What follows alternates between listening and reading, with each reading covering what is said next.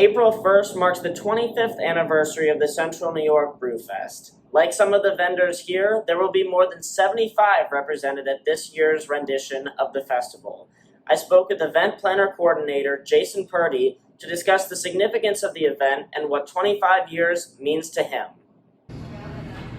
Consistency, longevity, staying power. I've only been doing this for 5 years. I took it over from the previous owners, and they had a good 20-year run on it. The Brewfest will return this year after a 2-year hiatus due to the pandemic. Jason tells me how he feels about the public's excitement level. Yeah, I think just like everything else in society these days, there's kind of two groups of people. There's the group who's chomping at the bit to get back out and get back to normalcy a little bit and do some of the things they did before the pandemic. And there's still, a good portion of people that are a little apprehensive and maybe don't want to be around big crowds.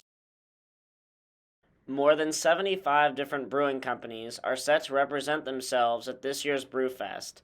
Now marking a new record, I asked Jason what he feels about the spreading presentation of breweries in Central New York and the rest of the United States. It's easier to get New York State breweries involved because they're closer, so they're more willing to travel. A little bit harder to get geographically further out.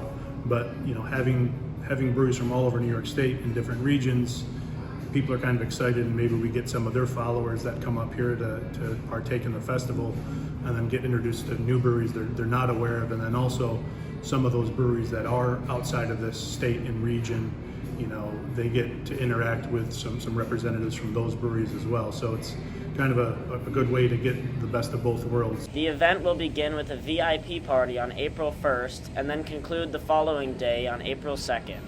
For NCC News in Syracuse, I'm Micah Prine Goldstein.